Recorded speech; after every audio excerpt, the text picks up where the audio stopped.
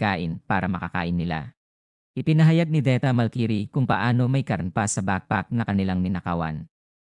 Sa sobrang dami ng pagkain na yon, tatagal silang tatlo ng mga 3 araw. Ang mga salamangkero ay nagdala ng maraming bagay at pinasalamatan sila ni Deta Malkiri at tiniyak na tamasahin ito. Muli, nagulat sila sa isa pang pagsabog mula sa malayo. Alam nilang ito ang direksyon kung saan pupunta ang grupo ni Dalian. Nagkomento si Deta Malkiri na kung sino man ito, mayroon silang malaking lakas ng loob na labanan ang isang grupo ng higit sa 10 tao. Alam ni Irene Plaus na ito ay Doom Prime dahil ang mga salamangkero na may ganoong sukat ng mana ay hindi karaniwan. Medyo kinabahan si Deta nang ipahayag niya kung paano lumakas ang Doom Prime sa isang taon na hindi niya ito nakita. Maasim ang tingin ni Luan dahil inamin niyang malakas ang Doom Prime. Dumating silang tatlo sa isang cabin, paglubog na ng araw. Sinabi ni Irene Plaus na walang mga bakas na nagpapahiwatig na ang ibang mga koponan ang nauna. Inimbitahan sila ni Luan na magpahinga ng mabilis. Nasasabik si Deta Malkiri na matikman nila ang steak ng Oyota. Napanood ni Irene Plaus si Luan na ipinaalam kay Deta Malkiri na magkaroon ng steak mamaya dahil hindi dapat magkaroon ng anumang amoy. Tinanong ni Irene Plaus kung paano nalaman ni Luan. Nagtataka siya dahil nangyayari ang lahat ayon sa kanyang mga hula. Ilang sandali ang nakalipas sa kanilang pagpupulong, tinalakay ni Luan na ang Central Village ang tanging base sa isla kung saan maaaring manatili ang malaking bilang ng mga tao. Naisip niya na si Dalian Malken ay dapat na patungo sa lugar na yon. Alam ni Luan na pupunta rin doon ang Doom Prime. Nalaman ni Irene Plaus na medyo mahirap intindihin dahil nag-iisa lamang ang Doom Prime at alam na niya na nandoon na ang pinakamalaking koponan. Masyado lang itong walang ingat. Natitiyak ni Luan na lalabas siya doon dahil ito ang pinakamahusay na paraan upang mapanalunan ito ng mag-isa. Tinanong ni Irene Plaus kung paano ito posible. Inihayag ni Luan na ito ay sa pamamagitan ng mga kill point. Sa pamamagitan lamang ng pagtatala ng mga kill point na natatanggap ng Doom Prime sa tuwing may aalisin siya, kung isa sa alang-alang ang Doom Prime, ito ay isang ganap na kapanipaniwalang paraan ng pag-iisip. Kaya nang tanungin si Luan kung paano niya nalaman ang mga bagay na ito, sumagot siya na gagawin niya ito kung siya iyon.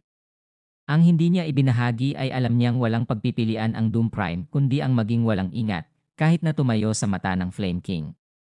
Inamin ni Irene Plaus na nakita niyang kahina-hinala si Luan. Nagpasya silang humalili sa pagbabantay at pagtulog. Dumating ang gabi. May nagising kay Luan, si Irene Plaus iyon, at ipinaalam niya sa kanya na may bumisita sa kanila. At siya'y sumilip sa bintana at nakita niya ang isang lalaki na nakasuot ng balabal. Tinanong niya si Irene Plaus kung kinumpirma niya kung ilan ang mayroon. Sumagot si Irene Plaus na iisa lang. Ipinaalam niya sa kanya na pinatay niya ang light magic kung sakaling tumagas ito, kaya sa ngayon ay hindi niya akalain na alam ng taong iyon na nasa loob sila. Napansin ni Luan na papalapit na ang tao. Sinabi niya sa kanya na gisingin si Deta Malkiri habang binabantayan niya ang pinto.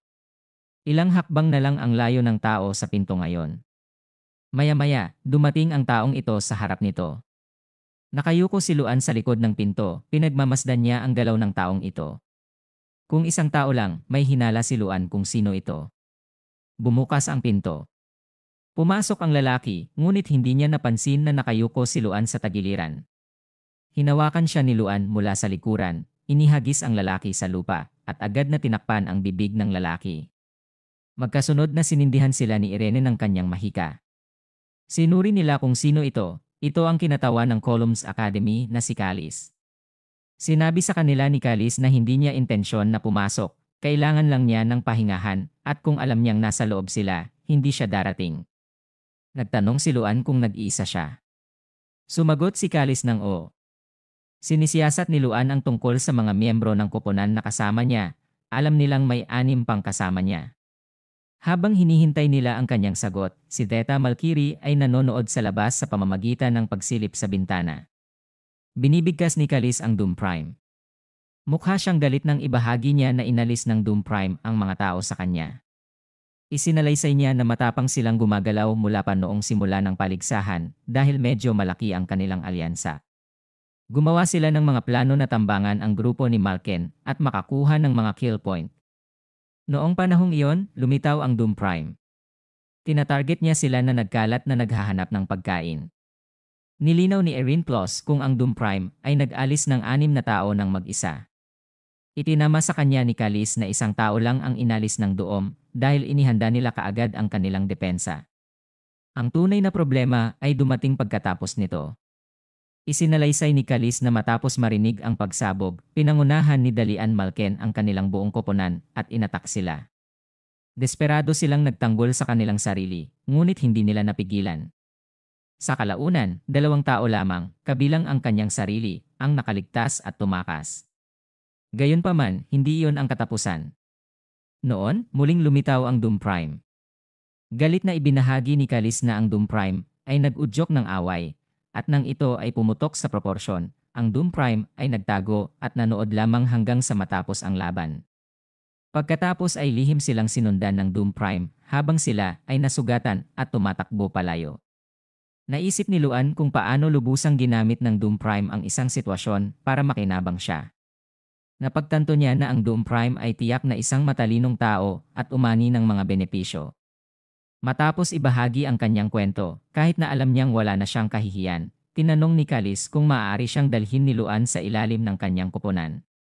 Nagkomento si Deta Malkiri kung paanong ang taong ito ay isang strategist pa rin sa kabila ng kanyang pagkahapo. Sumagot si Luan ng hindi. Nagulat ang dalawa pa sa kanyang desisyon. Tinanong ni Erin Plus kung bakit. Nagtanong si Luan kung paano nakatakas si Kalis, dahil alam ni Luan na kung Doom Prime yon, walang paraan na bibitawan niya si Kalis kahit nasugatan siya. Sa wakas ay napagtanto ni na Erin Plus at Deta Malkiri na tama si Luan. Kaya't nag-iwan sa kanya ng 3 posibilidad, nakahiga si Kalis, o sinadyang iligtas siya ni Doom Prime at nagtatago sa isang lugar na nagbabantay sa sitwasyon, at kung hindi iyon, sa kanyang espesyal na mata, sinuri ni Luan at ipinakita nito na ang lalaki sa harap niya ay hindi siya makilala. Na nagdadala sa kanya sa ikatlong posibilidad na ang tao ay hindi Kalis pagkatapos ng lahat. Ang malakas na tunog ay natakot sa kwago, ito ay isang dummy, at ngayon ito ay naging abo. Inutusan ni Luan sina Deta Malkiri at Erin Plus na magmadali. Dahil kailangan nilang lumayo kaagad. Ang araw ay sumisikat. Sinabi ni Teta na maaaring inalis si Kalis ng taong lumikha ng dumi. Ibig sabihin, malaki ang posibilidad na 7 miyembro ng team ni Kalis ang natanggal. Isinasaalang-alang ni Erin Plus na ang sinabi ng dumi ay hindi rin maaaring kasinungalingan. May nasa isip si Erin na maaaring magtanggal kay Kalis, ipinahayag niya na si Cherky. Sinabi niya na si Cherky ay isa sa mga 11 anak ng Flame King. Siya ang nangungunang estudyante ng Delphaniac Magic Academy at may mahusay na kaalaman sa paggawa ng mga potion at dummies. Siya rin ay kabilang sa grupo ni Dalian Malken. Dahil doon, napagtanto ni Luan na napapaligiran sila ng mga kaaway sa lahat ng panig. Alam nilang natuklasan ni Cherky ang kanilang lokasyon dahil sa dummy. Natitiyak ni Luan na, pagkatapos nito, tatambangan din sila ng ibang mga koponan. Gayunpaman, ang landas na patungo sa kanluran ay malapit ng maharangan habang lumiliit ang hadlang. Tinanong nila si Luan kung may plano ba siya. Binibigkas niya ang isang kasabihan mula sa Waters of the Mazeros Ocean, ang paggamit ng mga pirata upang labanan ang mga pirata. Sa isang mapagmataas na ekspresyon, sinabi sa kanila ni Luan na mahuhuli nila ang kaaway gamit ang mga kaaway. Sa isang mas malaking cabin, may maririnig na nagtatanong kay Cherky kung naisip niya ang lokasyon ng kalaban. Sumagot si Cherky na ang kalaban ay nagtatago na parang daga sa kanlurang bahagi. Ibinahagi niya na muntik na niyang lokohin ang mga ito, ngunit sa kasamaang palad, nahuli siya sa huling sandali. Tinanong ng lalaki kung paano nahuli ang dumi. Walang ideya si Cherky kung paano, ngunit nakita niya kung gaano katiyak si Luan. Bigla niyang ibinahagi na nabasag lang niya ang dumi sa pamamagitan ng kamao niya. Tinanong ni Cherky ang lalaking nagngangalang Dalian Malken kung ano ang plano niyang gawin. Inisip niya sina Erin Plus, Deta Malkiri, at Luan Ardell bilang nakakainis ng mga kalaban. Nagpasya siyang hulihin sila. Nais niyang ibuhos na lang ang lahat ng firepower at tapusin ito ng sabay-sabay. Pagsikat ng araw nang umalis si Dalian Malken at ang kanyang mga kaalyado. Malapit na silang makarating sa kanlurang paanan, ngunit bago nila magawa, nagulat sila sa napakalaking kapangyarihan na sumasakop sa isang malawak na lugar. Ipinagpalagay ni Cherky na sumiklab ang away, at ito ay isang malakas. Inaasahan ni Dalian Malkin na naroon si Luan Ardell. Sumugod sila patungo sa laban dahil nakita nila ito bilang isang pagkakataon upang makakuha ng mga puntos. Natigilan sila nang makita ang tatlong tao na nakatayo doon. Isang tao ang sumigaw na ito ay isang ambush. Gumamit si Dalian Malkin ng Holy Arrow, ngunit pinagpawisan siya nang makita niyang hindi si Luan Ardell iyon. Ang makapangyarihang mahika ni Dalian Malkin ay nagpapaliwanag sa buong kagubatan. Sina Erin Plus, Deta Malkiri, at Luan ay nanonood mula sa malayo. Nagkomento si Erin Plus na ang lahat ay nangyayari ayon sa plano. Pinagtawanan ni Deta Malkiri ang mga bastard na dumating na dumagsa matapos marinig ang kanilang mga paputok at wala pa silang tatlo. Tinanong ni Erin Plus kung ano ang dapat nilang gawin ngayon. Inanyayahan sila ni Luan na pumunta at lamunin ang lahat ng mga kill point. Naramdaman ni Dalian Malkin ang isang tao mula sa likuran niya. Kabigla-bigla, lumitaw si Luan. Nang mawala ang usok, tumingin si Dalian sa kanyang kasamahan, nasusunog ang lalaking iyon. Ipinaalam sa kanya ng iba pang mga kasamahan ni Dalian Malkin na lumitaw si Luan. Ipinaalam ni Erin Plus kay Luan na ang grupo ni Dalian Malkin ay bumaba rin sa bilang. Ito ay nagpapatunay lamang na ang sagupaan sa Doom Prime ay totoo. Natigilan si Deta Malkiri dahil marami pa rin silang tatlo. Biglang lumitaw ang isang grupo ng tatlong tao. Kinuha ito ni Deta Malkiri bilang isang pansamantalang alyansa. Sa kanya, tila sulit na subukan. Nagpa siya ang isang salamangkero na sumugod at hinikayat ang iba na huwag tumayo. Malakas ang kanyang apoy at muntik na itong tumama kay Deta Malkiri. Ang salamangkero na ito ay patuloy na nagpaputok habang ang iba pang mga salamangkero ay patuloy na nagmamasid. Si Dalian Malkin ay naiwang tulala. Kinilala ni Deta Malkiri ang kapangyarihang iyon. Alam ni Luan na ito ay Doom Prime. Dumaan ng Doom Prime sa koponan ni Luan at hiniwa ang mga miyembro mula sa koponan ni Dalian Malkin. Ang lahat ay naiwang nalilito at naabala. Gusto ni Deta Malkiri na kumpirmahin sa kanila kung sinasabi ng Doom Prime na kakampi siya ngayon. Idinagdag ni Erin Plus na nakakuha sila ng isa pang pansamantalang alyansa. Nalaman ni Luan na gusto muna ng Doom Prime na alisin ang koponan ni Dalian Malkin. Ngayon na ang mga nakaligtas ay nagtipon, sa lalong madaling panahon ay makikita nila ang mga resulta ng laban. Nataranta ang koponan ni Dalian Malkin, wala silang ideya kung bakit sila ang target ng Doom Prime. Nagpasya silang tumakbo pabalik sa base.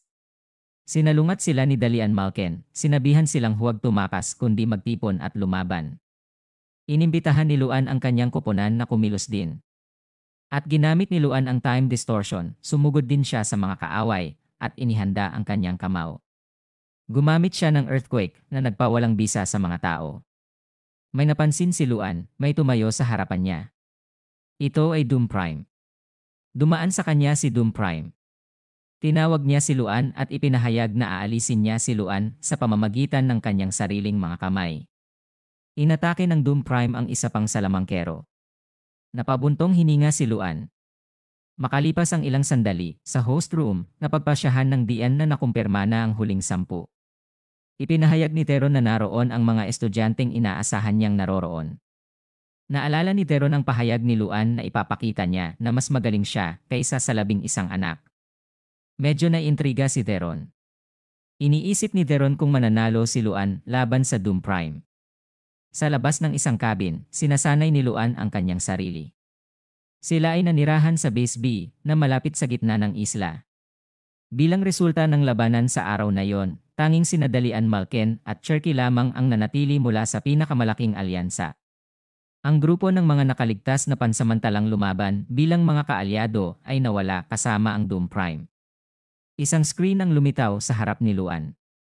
Masaya siya na natapos niya ang quest na hindi niya magawa sa ilang sandali. Bumukas ang pinto ng cabin at nakuha nito ang kanyang atensyon. Binati siya ni Erin Plus. Tinanong niya kung nag-ehersisyo siya. Sumagot si Luan ng oo at ipinaliwanag na nangangati ang kanyang katawan. Tanong ni Erin Plus, kahit na nagtritraining ng ganyan sa madaling araw. Kailangan pa rin ni Luan na magpahinga. Ipinaalam sa kanya ni Luan na iniwan sa kanya ni Deta Malkiri ang kanyang bahagi ng pagkain. Sinabi niya sa kanya na tangkilikin ito. Nagpasalamat si Irene Plus sa kanya. Kumagat si Irene Plus at namangha siya. Pumasok si Luan at nakita ang ekspresyon niya. Binibigkas niya na si Deta Malkiri ay nakakagulat na may talento. Inamin ni Irene Plus na natulog siya nang walang sinabi kanina. Humingi siya ng tawad tungkol doon. Naunawaan ni Luan na tiyak na pagod na siya matapos magbantay. Nagbuhos sila ng tsaa. Sinimulan ni Irene Plus ang isang pag-uusap, may itatanong siya sa kanya. Nagtanong siya tungkol sa kanyang mga plano pagkatapos niyang magtapos. Nagtanong si Luan kung bakit siya na-curious tungkol doon. Ipinaliwanag ni Irene Plus na personal curiosity lang niya dahil kakaiba ang approach ni Luan, kaya naisip niyang hindi niya tatahakin ang normal na landas. Sa sandaling ang mga salamangkero na nakikipagkumpetensya sa lugar na iyon ay pumasok sa lipunan, sila ay mabubuhay ng isang symbiotic na buhay. Maaari silang sumali sa isang Knight Order sa isang teritoryo, protektahan ang bansa sa ilalim ng Imperial Army, maging miyembro ng Magic Tower, o sumali sa isang espesyal na grupo upang kumita ng pera. Iyon ang mga normal na landas. Iyon ang nagpaisip kay Luan tungkol sa sarili niyang landas. Inamin niya na wala siyang ideya dahil hindi niya ito naisip. Ibinahagi niya na noong nakaraang taon lamang siya ay isang bagsak na estudyante. Wala siyang paglilibang upang isipin ang hinaharap dahil kailangan niyang mag-alala kung maaari pa ba siyang maging isang salamangkero sa unang lugar. Sinabi niya ito ng astig sa pagsasabing sa kalaunan ay makakakuha siya ng ilang ideya kung ano ang gagawin kapag natapos na ang kompetisyon at bumalik siya sa akademya. Tinanong niya si Irene Plus tungkol sa kanyang mga plano. Inamin ni Irene Plus na wala rin siyang ideya. Hindi niya kailanman natiyak kung anong uri ng salamangkero ang dapat niyang maging. Palagi siyang sinasabihan ng mga nakapaligid sa kanya tulad ng, Irene, dapat kang maging isang mahusay na salamangkero. Pinagmamasdan siya ni Luan matapos humigop ng tsaa. Handa siyang sabihin sa kanya ang kanyang punto na gusto muna niyang labanan ang Doom Prime. Upang mahanap niya ang paniniwala kung anong uri ng salamangkero ang gusto niyang maging. Naisip ni Luan ang laban sa Doom Prime. Palaging pumapangalawa si Irene bawat taon. Ang Doom Prime ay ang bundok na dapat akyatin ni Irene Plus at ang takdang aralin na kailangan niyang tapusin. Pumayag si Luan sa kanyang kahilingan. Sa kaibuturan, iginagalang niya ang kanyang ambisyon dahil naniniwala siyang lahat ay may mga problema na dapat nilang lutasin. Dumating ang gabi. Nakita nila na ang hadlang ay nagsasara ng mas mabilis at mas mabilis. Maaaring kailanganin nilang magsimulang gumalaw sa loob ng isang oras. Sinuri nila ang mapa at nakita na ang tanging ligtas na base para sa gabing iyon ay ang Central Village at Base A. Nag-strategize si Irene Plus na kung parehong nagtatago sina Dalian Malkin at Cherky sa Central Village, magandang ideya na kunin ito. Ngunit dinala ni Luan ang posibilidad na matambangan sila ng Doom Prime doon.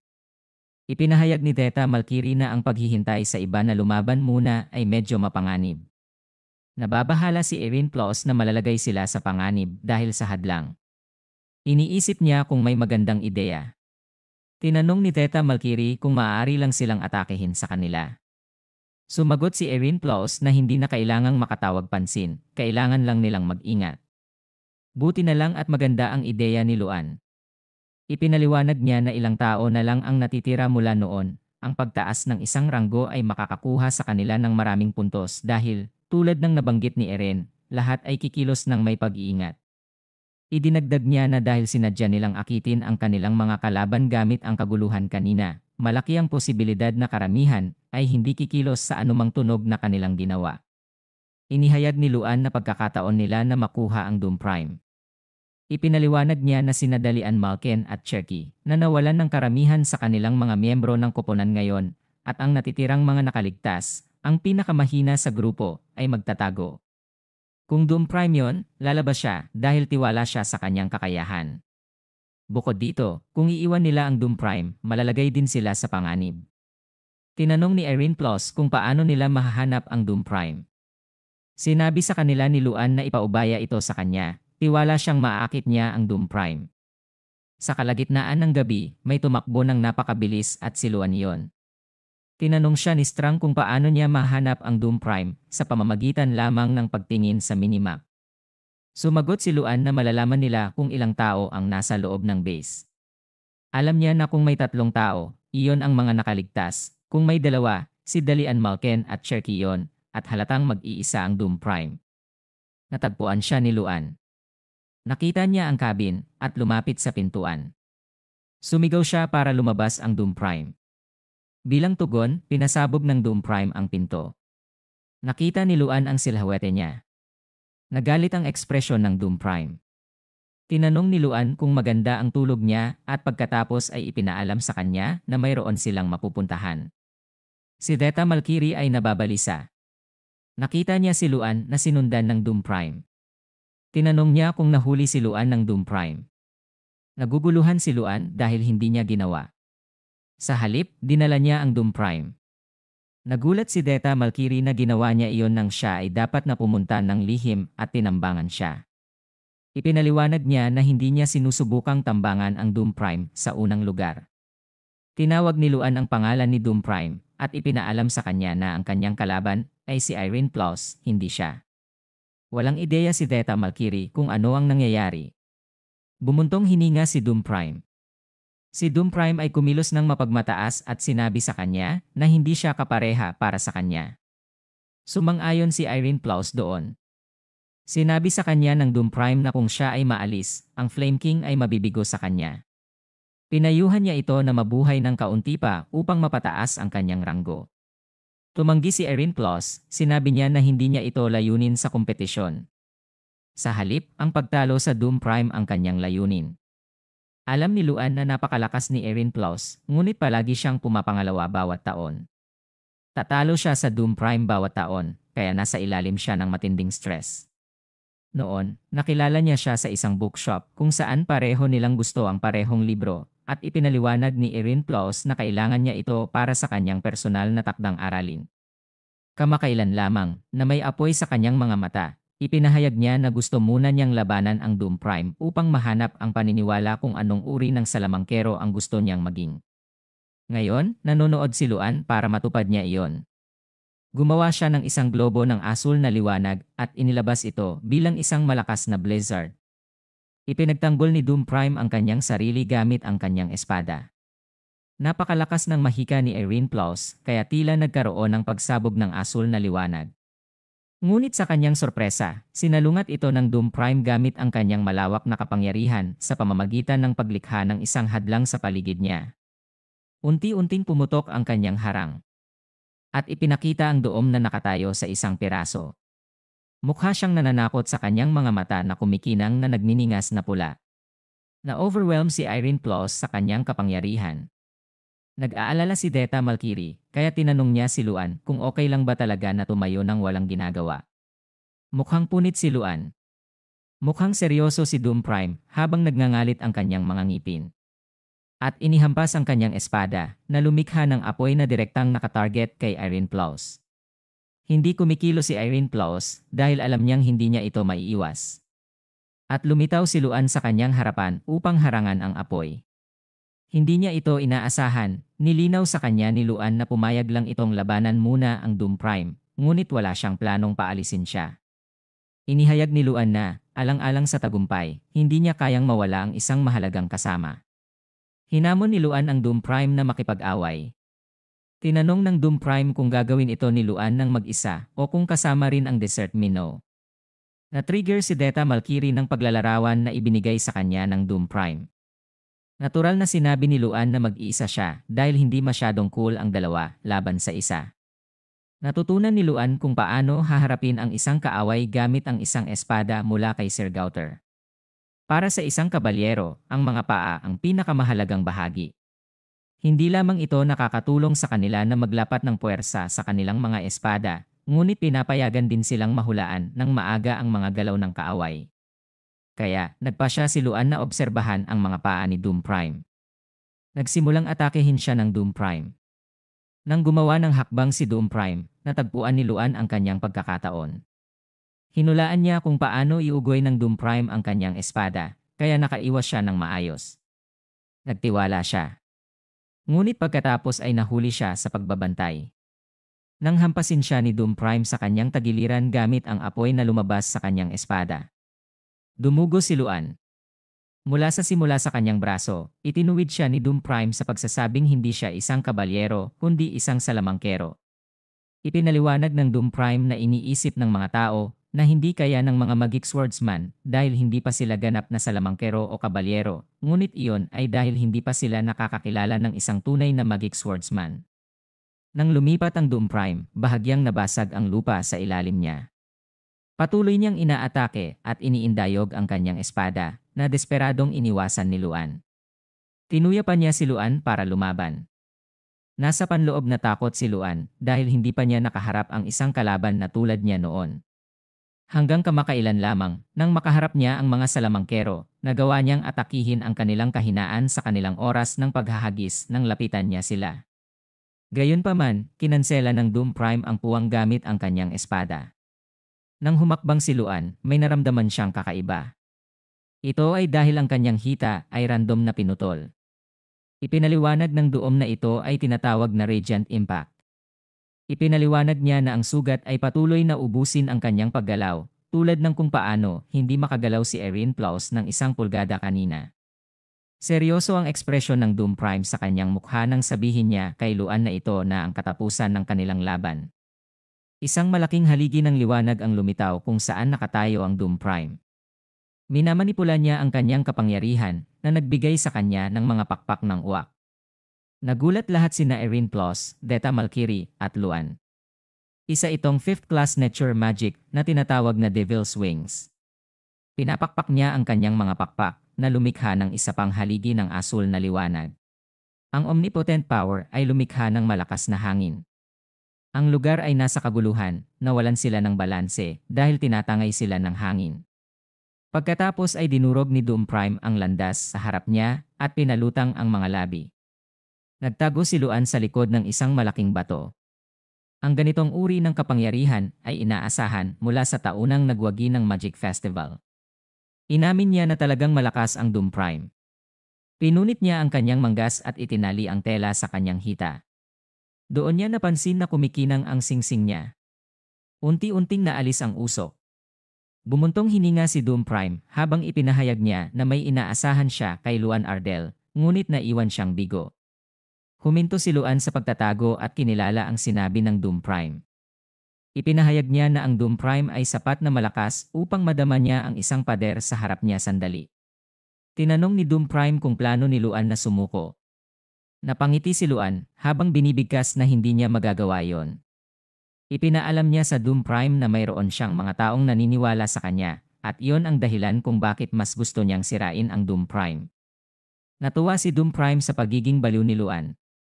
Tiniyak niya kay Luan na bibigyan niya ito ng magandang leksyon para hindi na niya masagasaan ang bibig. Nasasabik lang si Luan at pinakawalan ang Ogre's Fury na nagliliyab ang apoy sa kanyang katawan. Binalaan ni Luan si Doom Prime na bantayan ang kanyang baba. Sabay silang umatake.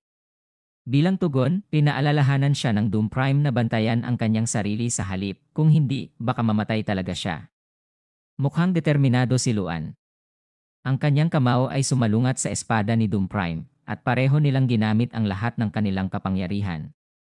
Hinawakan ng singsing ang talim ng espada ni Doom Prime, gamit ang kapangyarihan ng invulnerability. May maliit na pagkakataon na labanan ang anumang pisikal na puwersa na dumampi sa kanyang katawan. Nanatiling buo ang singsing habang nabasag nito ang espada. Lumipad ang mga tipak ng espada, isang bahagi nito ay tumama pa sa Doom Prime sa kanyang balikat. Labis na nagulat si Doom Prime habang dumudugo ang kanyang balikat. Tinanong niya si Luan kung paano ito nangyari. Sinipa siya ni Luan sa binti para mahulog siya. Masakit na bumagsak sa lupa ang Doom Prime. Nagulat si Doom Prime na naipit ni Luan. Isang bagay ang ipinaalam sa kanya ni Luan. Sinipin niya ang pahayag ng Doom Prime, wala akong kaaway, at sinabi sa kanya na ang pagmamataas ng paniniwalang siya ang pinakamahusay ay ang kanyang pagbagsak. Sa seryosong ekspresyon, itinaas ni Luan ang kanyang kamao. Naalarma ang Doom Prime, ngunit tinapos ito ni Luan sa isang malakas na suntok na nagpadala ng mga debris na lumilipad sa lahat ng direksyon. Napanood nila ang katawan ni Doom Prime na natatakpan ng asul na apoy. Napabuntong hininga si Deta Malkiri. Ipinahayag niya na napakalakas ng tibok ng kanyang puso dahil sa takot. Ipinahayag niya na kung matalo si Luan, hindi siya magkakaroon ng pagkakataon. Sumagot si Luan na maswerte siya at inamin na muntik na siyang matalo. Nakita niya si Irene Plaus na mukhang malalim ang iniisip. Ang ekspresyon ni Irene Plaus ay halos hindi napapansin maliban kung titignan mong mabuti ang kanyang mga mata. Lumapit sa kanya si Luan at humingi ng paumanhin sa pagsali sa laban. Sumagot siya na dapat siya ang humihingi ng tawad. Nataranta si Luan. Ipinaliwanag ni Irene Plaus na dahil sa kanyang makasariling pagnanasa, muntik na niyang ilagay sa panganib ang kanyang koponan. Taos-puso siyang humingi ng tawad. Nataranta si Luan. Sumagot siya na hindi nakamit ni Irene Plaus ang kanyang layunin sa laban dahil sa kanya. Sinabi niya sa kanya na huwag mag-alala dahil ang layuning iyon ay nawala lamang. Nataranta si Luan. Ipinaliwanag niya na ang Doom Prime ay hindi na ang kanyang layunin, sa halip, si Luan na ngayon. Nagulat si Luan, ngunit tinanggap niya ang hamon at pinaalalahanan siya na hindi ito magiging madali. Excited na sumagot si Irene Plaus na handa siyang hindi maging madali.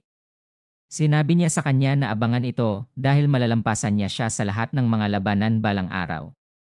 Dahil dito, mayroong 5 huling miyembro kasama sila. Si Dalian Malken at Cherky ay lumaban ng husto, ngunit hindi sila kalaban para sa koponan ni Luan. Isang malakas na pagsabog ang nangyari sa gitna ng kagubatan.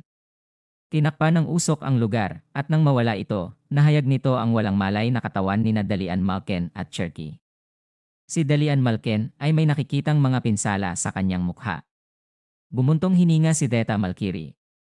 Masayang kinilala ni Luan kung paano silang tatlo ay nagkadikit. Pumayag naman si Irene Plaus sa kanya. Binibigkas ni Deta Malkiri kung paano walang inaasahan na talagang aabot sila ng ganoon kalayo. Ipinahayag ni Luan na hindi niya ito gagawing madali laban sa kanila, ngunit sinabihan siyang huminto. Ipinahayag ni Irene Plaus na sumuko siya dahil wala siya sa pinakamagandang kondisyon. Inamin niya na nakakainis, ngunit nangako siyang makikipag-away sa kanya sa susunod. Naunawaan at inabangan ni Luan ang kanilang pangako sa susunod. May mapaglarong ekspresyon si Deta Malkiri sa kanyang mukha nang sabihin niyang turn na niya yun ngayon. Ipinahayag niya na hindi niya papayagan si Luan kahit na siya ang pinuno. Pumuesto si Luan habang sinasabing pupunta na siya ngayon. Nataranta si Deta Malkiri at sinabihan siyang maghintay. Nakakatuwa kung paano ang susunod na bagay na alam ni Deta Malkiri, siya ay itinapon sa hangin habang nagrereklamo siya na sinabi niyang maghintay. Inanunsyo ng kaklase ni Luan na ang nauna ay mula sa kanilang akademya. Nagpipiesta sila habang nagpapasaya kay Luan. May dumating at nagbitaw na wala si Luan sa kanyang dorm, kaya pinuntahan nila siya doon. Ito ay sina Deta Malkiri at Irene Plaus. Binibigkas ni Irene Plaus na hindi nila maaaring palampasin ang pagdiriwang ng pagbati para kay Luan kung saan sila ay nagbahagi ng kalungkutan at kagalakan. Bagamat nagreklamo siya tungkol sa pagpasok doon kasama si Mr. Deta Malkiri, nagreklamo si Deta Malkiri na muli siyang gumuhit ng linya ngayong tapos na ang laban. Tinukso siya ni Irene Plaus sa pamamagitan ng pagtugon na nasa kanya kung paano siya haharapin. Pinanood ni Luan ang kanilang pagbibiro. Pagkatapos ng survival battle, siya ang naging tanging unang lugar. Maaaring nakakuha ng maraming kill point ang Doom Prime, ngunit bumagsak ang kanyang ranggo dahil sa kanyang mababang survival point. Ang iba pang mga nanalong kandidato, sina Dalian Malken at Irene Plaus, ay nahulog din kay Luan, at kung matutuloy ito ni Luan, maaaring hindi na panaginip ang pagkapanalo. Si Jason ay gumawa ng puso gamit ang kanyang kamay habang ipinapahayag kung gaano siya kasaya ngayong maaari na siyang mamatay dahil nakaupo siya sa parehong mesa kasama si Irene Plaus. Nagsimula siya ng palakpakan para sa diyosa, napahiya si Irene Plaus. Tumawa siya habang pinagmamasdan siya ni Luan. Pagkatapos ay patuloy na nag-i-enjoy ang lahat sa pub. Samantala, nagsitsismisan naman ang mga estudyante mula sa paaralan ni Doom Prime. Nag-aalala sila na si Luan, ang bastard na yon, ang mananalo, sinubukan nilang patahimikin ang isa't isa dahil nasa kwarto rin si Doom Prime. Iniisip ni Doom Prime na natalo siya. Inamin niya sa sarili na binigo niya ang kanyang bantay. Hindi niya inaasahan na si Luan ang magpuntirya ng kanyang espada sa halip na siya. Napansin niya ito noon, ngunit kahit akala niya ay tiyak na mananalo siya, hawak pa rin niya ang kanyang espada. Nagalit siya sa ideyang matalo habang nanonood ang Flame King. Tinanong niya ang kanyang kaklase kung hinahanap siya ng Flame King. Sumagot ang kanyang kaklase ng hindi, at inaliw siya ng kanyang kaklase sa pagsasabing huwag masyadong mag-alala at nag-alok ng ideya na dapat ginawa ito ng Flame King bilang pagsasaalang-alang sa kanya dahil dapat pagod ang Doom Prime. Sumagot si Doom Prime na gusto niyang mapag-isa. Nagmamadaling umalis ang kanyang mga kaklase at sinabihan siyang tawagan sila kapag kailangan niya sila. Ang Doom Prime ay nakatayo doon na mukhang malungkot, parang madilim na ulap ang nakaharap sa kanya.